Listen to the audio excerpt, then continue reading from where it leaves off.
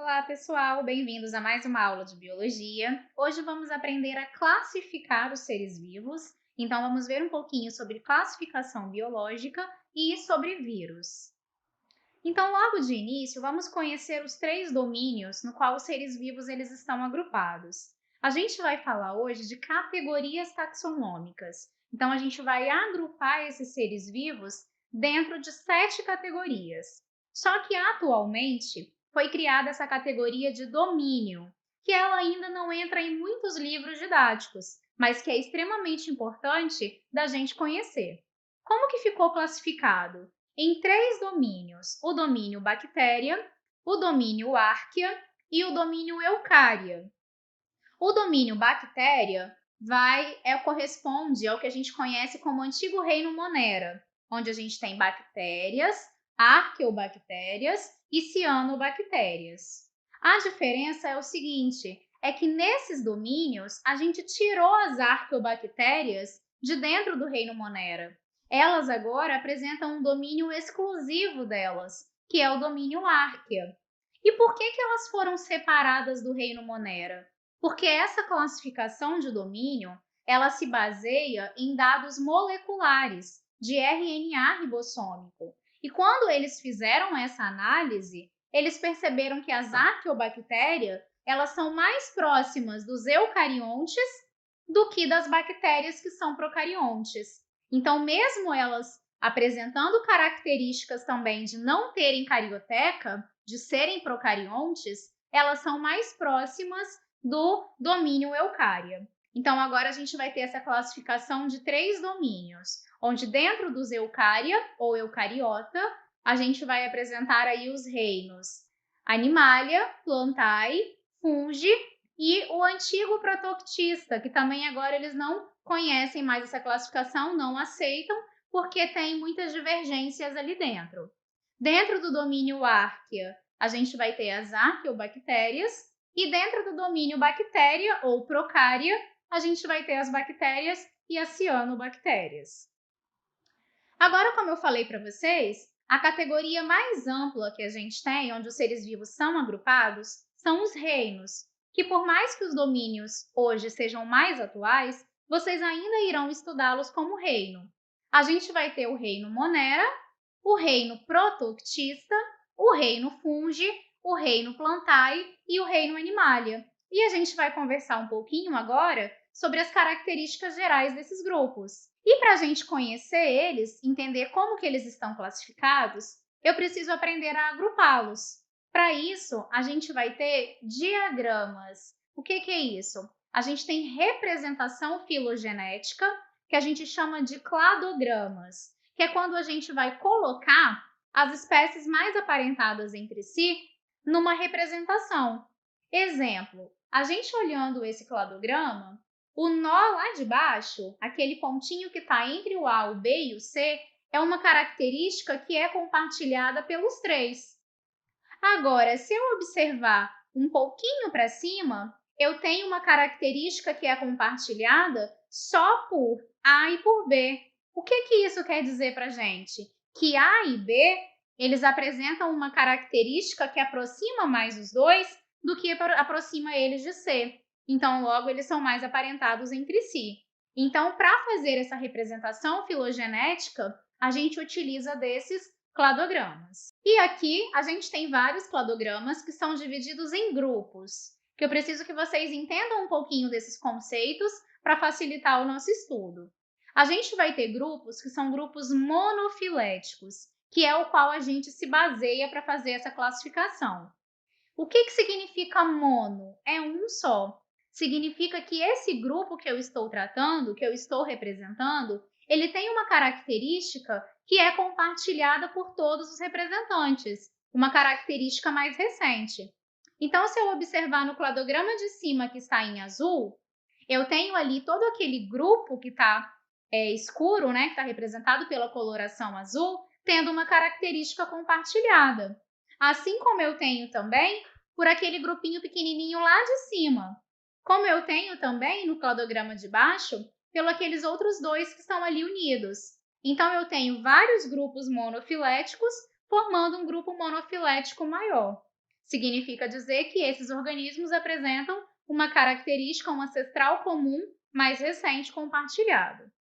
Agora, quando a gente fala de grupos parafiléticos, é quando a gente vai apresentar indivíduos que não estão mais próximos entre si no cladograma, mas eles apresentam características mais próximas. Exemplo, os répteis, eles são considerados como um grupo parafilético, porque tem um grupo dentro dos répteis que está mais aparentado com as aves do que com o próprio grupo dos répteis. Então, por esse motivo, a gente vai falar que esse grupo é parafilético. Ele não tem um ancestral ali compartilhado mais recente com todos os indivíduos daquele grupo. E a gente pode ter também os grupos polifiléticos, que são aqueles que estão mais próximos entre si, ou seja, eles vão apresentar uma característica em comum, porém, quando a gente olha a ancestralidade, eles não são mais próximos. Um exemplo disso é a característica de endotermia entre as aves e os mamíferos.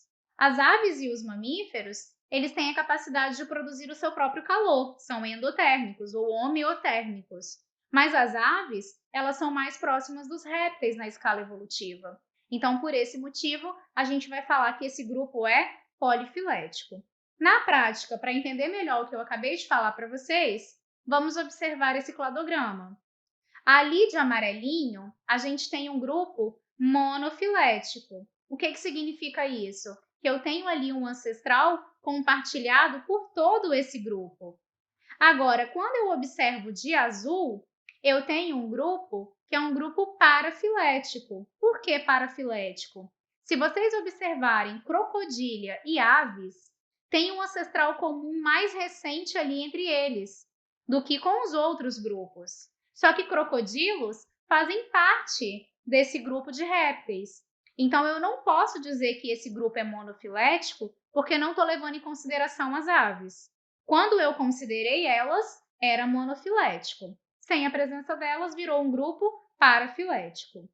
E lembra que eu falei para vocês que existem no cladograma mamíferos estão lá na frente, lá em amniota, e aves estão lá no final, mas eles têm características compartilhadas, como, por exemplo, a endotermia. Então, isso é uma característica polifilética.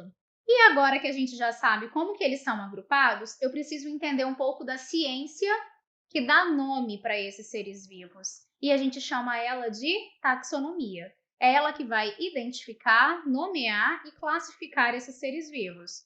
E isso já é feito desde a antiguidade. Aristóteles começou a agrupar. Nós temos necessidade de fazer isso para tentar facilitar.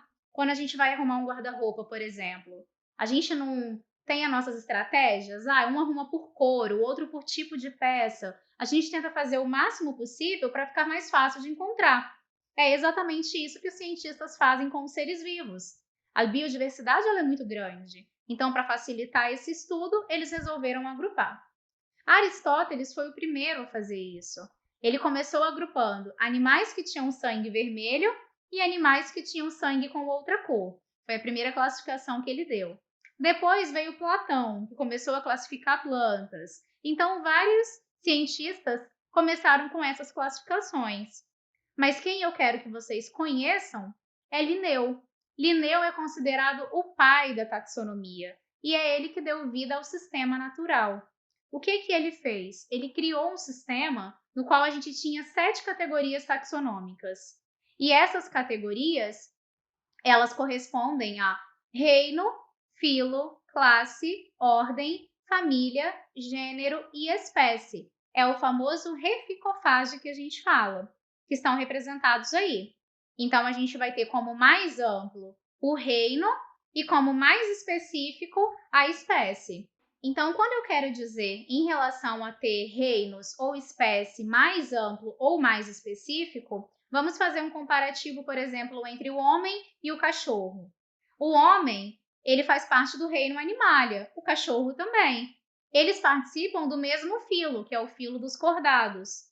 Eles pertencem à mesma classe, que é a classe dos mamíferos. Então, eles vão tendo categorias cada vez mais específicas, até que chega um momento que eles não compartilham mais.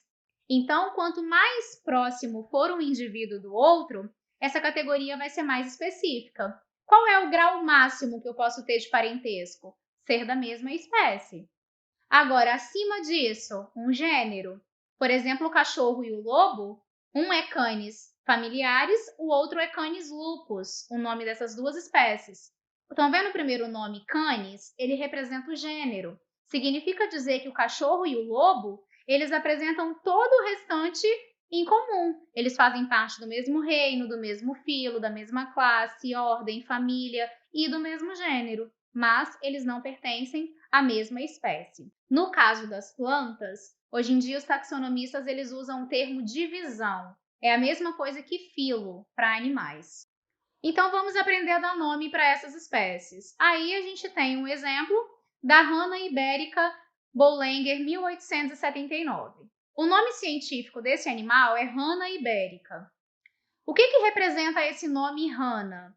Ele é o nome do gênero. Então, sempre o nome da espécie vai ser representado por dois nomes, sendo que o primeiro corresponde ao gênero e o segundo a gente chama de epíteto específico. O que significa isso? É ele que vai especificar qual é o organismo que eu estou falando. Eu não posso dizer que o nome dessa espécie é ibérica, porque, segundo Linneu, é um sistema binomial, ou seja, o nome da espécie tem que ser composta por dois nomes, onde o primeiro é representado pelo gênero e o segundo é o epíteto específico. Regrinhas básicas. O primeiro nome sempre é em letra maiúscula e o segundo começa com letra minúscula. Tem que ser em latim ou latinizado, para ser universal no mundo inteiro, para aproximar a ciência, para a gente saber qual é o indivíduo que a gente está falando em qualquer lugar do mundo. A gente tem que destacar esse nome quando for escrever ele. Se eu for digitar, escrevo em itálico, em negrito. Se eu for escrever à mão, eu faço um sublinhado. Eu grifo essa palavra. Então, o nome ele tem que estar destacado no texto. Logo em seguida, tem esse Bollinger. O que significa isso? É o nome da pessoa que descreveu essa espécie. E logo em seguida, o ano, que foi o ano da publicação desse taxonomista. E aí, quais são os reinos que a gente vai ter, né? As características gerais. Dentro do reino Monera, vamos ter bactérias, cianobactérias e arqueobactérias. Como que elas são classificadas? Unicelulares, ou seja, tem somente uma célula, são procariontes, não tem carioteca, então o material genético delas fica todo espalhado ali no meio, e podem ser heterótrofas, fazendo parasitismo, comensalismo, várias relações ecológicas, podem se alimentar de matéria orgânica também, ou podem ser autótrofas, como no caso das cianobactérias e algumas quimiosintetizantes.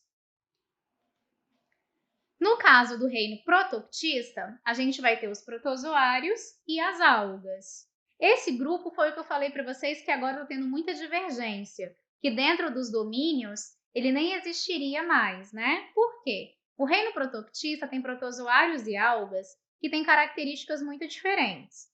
No caso dos protozoários, mesmo ele sendo eucarionte, assim como a alga, as algas são autótrofas e os protozoários são heterótrofos. As algas podem ser pluricelulares, a gente tem representante uni ou pluri. Já os protozoários são todos exclusivamente unicelulares. Tem muitos que são parasitas também. Então, eles têm muita divergência. Por esse motivo, essa classificação ela entra tanto em debate entre os cientistas. Como que os protozoários eles são classificados? De acordo com a sua forma de locomoção. Eles podem ser ciliados, quando se locomovem por cílios, flagelados por flagelo, ameboides, quando eles se locomovem por pseudópodes, por movimentos através de falsos pés, ou esporozoários, quando eles não têm estrutura de locomoção, ou seja, são exclusivamente parasitas. No reino fungi, os representantes vão ser os fungos, e eles podem ser uni- ou pluricelulares, apresentar uma ou mais células, são eucariontes e heterótrofos por absorção. O que significa dizer isso? Que eles fazem uma digestão extracorpórea. Eles lançam as enzimas para fora, fazem a digestão e eles só absorvem esse produto. Plantae ou metáfita, a gente vai ter o grupo das plantas, que estão divididos em briófitas, pteridófitas, gimnospermas e angiospermas. A gente vai falar sobre elas também e a diferença entre esses grupos. Todas as plantas são pluricelulares, eucariontes e autótrofas. E dentro do reino Animalia ou Metazoa, a gente tem como representante os animais, que são todos pluricelulares, eucariontes e heterótrofos por ingestão. Por que ingestão? Porque a nossa digestão é feita dentro do corpo. A gente come o alimento e os processos digestivos acontecem no estômago e intestino. Não é igual os fungos que lançam as enzimas para fora e só absorvem esse produto da digestão. E os vírus, galera? Falamos de todos os seres, mas não falamos dos vírus. Exatamente isso, eles não estão dentro de nenhum reino. Por que esses micro-organismos não estão classificados aí? Porque, segundo a teoria celular, todo ser vivo é constituído de pelo menos uma célula. E aí está a questão dos vírus. Eles não têm células. Eles são acelulares. E por isso a gente fala que eles são parasitas intracelulares obrigatórios. Ser parasita significa que você precisa invadir um hospedeiro. Intracelular, porque ele precisa entrar na sua célula. E obrigatório, porque ele só consegue se replicar se for assim. Então, esses vírus, eles obrigatoriamente vão precisar de um hospedeiro para conseguir se replicar. Como que é a estrutura de um vírus, então, já que ele não tem célula? Aí na imagem a gente tem a representação de vários tipos. O mais comum, que é o modelo que a gente usa, é o bacteriófago, que é esse que tem as fibras, né? O bacteriófago, ele representa aí pra gente uma caudinha com as fibras, mas no geral, o que todos os vírus vão apresentar é um envelope, uma cápsulazinha de proteína, uma cápsula proteica, com material genético dentro, que esse material genético pode ser DNA, RNA ou os dois, em alguns casos. E alguns vírus podem apresentar um envelope por volta ainda dessa cápsula proteica, que é um envelope lipídico, que vai ser então de gordura, né? Esses vírus, como eles são parasitas, eles vão conseguir parasitar tanto protozoários, quanto fungos, quanto bactérias, quanto plantas, quanto animais. Então, eles são capazes de invadir a célula de qualquer tipo de outro ser vivo. E para isso, o que eles vão fazer? Eles têm etapas. A primeira delas é a adesão. Ele vai se aderir a essa célula, vai penetrar nela. Ao penetrar, ele joga o material genético dele ali dentro. O material genético começa a aumentar em quantidade, a gente vai tendo uma biossíntese, até que ele sofre o processo de maturação, faz as proteínas dele e vai aumentando ali dentro, então, em quantidade. Quando ele está maduro, o que acontece com esse vírus? Ele vai, então, fazer com que a célula hospedeira sofra lise. O que significa esse processo de lise? É quebra da célula. A célula não aguenta aquele monte de vírus ali dentro e ela acaba se rompendo. Eles, então, são liberados, no caso aí, ou para o ambiente ou para a corrente sanguínea, e começam a invadir outras células. Um exemplo clássico que a gente tem vivenciado é o coronavírus. Por que foi tão importante? Por que todo mundo falava sobre isolamento social, que todo mundo falava do uso do álcool em gel, do uso de máscaras de proteção? Por que isso foi abordado durante tanto tempo? Justamente porque os infectologistas, eles se baseiam nessa propriedade dos vírus serem acelulares e precisarem parasitar uma célula. Então, por esse motivo, se a gente fizesse o isolamento, eles não teriam hospedeiros para eles então se replicarem. E o que acontece? Como que o vírus da Covid ele é passado? Através de gotículas de saliva, tosse, espirro, ao falar com outras pessoas. Por isso o uso da máscara. Outra, esse vírus ele se adere em superfícies. Então, quando uma pessoa passa a mão em determinado local e depois ela leva essa mão às mucosas, seja no olho, no nariz, na boca, ela acaba então se infectando. E o nível de contágio foi muito alto, mais até do que a gente esperava, já que é um vírus novo. Então, por esse motivo, as pessoas precisavam fazer uma boa higienização das mãos. Ao lavar a mão com água e sabão, ou utilizar o álcool em gel, você evita que esse vírus consiga, então, se disseminar, porque ele tem um tempo de sobrevivência em cada superfície, tá? Como que isso acontece, essa replicação viral? Ela pode acontecer de duas maneiras, e isso não significa que o vírus só faça um tipo desse ciclo. Eu prefiro falar que os vírus se replicam e não se reproduzem, porque reprodução é uma fase da vida do ser vivo, e eles não são seres vivos porque não têm célula. Então, eles se replicam através de dois ciclos. Se a gente observar para o primeiro ciclo, que é o ciclo lítico, o que aconteceu? É quando a gente teve o vírus infectando a célula hospedeira, jogou o material genético dele. Ao jogar o material genético dele, ele simplesmente faz assim com a célula hospedeira, ó, parou. A partir de agora você trabalha para mim. A célula começa então a fazer as proteínas do vírus e não mais a dela. Aí esse vírus começa a se replicar, se replicar, se replicar, faz as suas cápsulas proteicas. Chega um momento que a célula está tão cheia que ela faz o quê? Ela se rompe e libera esses vírus, que vão infectar novas células. Isso acontece com vírus que se manifestam rápido, que a gente consegue ver os sintomas deles logo de início. Agora, existem vírus que podem fazer o ciclo lisogênico durante anos. O que significa isso? Eles vão inserir o material genético deles, mas esse material genético ele não vai parar a célula hospedeira. Ele vai se aderir ao material genético da célula hospedeira, vai se juntar ao dela. E quando essa célula se dividir por mitose, ela vai passando o material genético desse vírus junto com o dela. E a pessoa pode ficar com esse vírus durante anos e não saber que tem ele. É o que acontece no caso da AIDS. A gente vai ter aí, então, uma manifestação dos sintomas somente quando esse vírus parar a célula e começar a se replicar pelo ciclo lítico, que é quando ele começa a se replicar, a célula sofre lise e então eles são liberados e começam a invadir outras células. Mas o que determina isso? O tempo que esse vírus ele vai se replicar pelo ciclo lítico. O que determina isso, a gente não sabe. Depende de vários fatores. Uma pessoa que tem uma vida que se alimenta bem, faz atividade física, tem um sistema imunológico bom, então tudo isso vai depender. Tem pessoas que manifestam rápido os sintomas e outras que vivem durante muito tempo com eles e só depois começam a manifestar. Essa é a diferença de quem é soropositivo para quem é aidético. Quem é soropositivo é porque tem o vírus.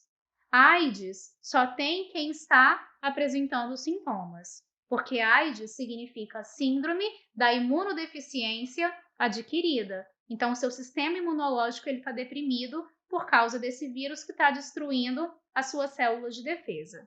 Então, no ciclo lítico, o DNA ele vai fabricar um RNA que vai fabricar então as proteínas. Isso acontece naturalmente. No caso do vírus, quando ele invade essa célula, ele toma conta dela e a célula começa a fazer isso por ele. Já no lisogênico, ela não para o metabolismo da célula, ele simplesmente insere o material genético dele junto da célula hospedeira. Então, como a gente pode ver no vídeo, esse é um vírus chamado de bacteriófago, porque ele infecta bactérias. Ele se adere nessa superfície, que a gente chama de adesão. Toda a parte de fora dele não entra, ele lança somente o material genético. Esse DNA ali dentro, como é o ciclo lisogênico, ele está se inserindo ao DNA da célula. E nesse momento a célula está se dividindo, sofrendo mitose e passando o DNA desse vírus adiante. Agora o que começou a acontecer? Esses vírus pararam o metabolismo da célula e começaram a fazer as suas proteínas, formando então um monte de novos bacteriófagos. E esses vão poder infectar outras células a partir do ciclo lítico que sofreu lise através desse rompimento da membrana da célula. Então é isso. Sobre vírus, a gente vai conhecer ainda as viroses mais para frente. Em outra aula, a gente vai falar sobre elas. Até a próxima. Obrigada!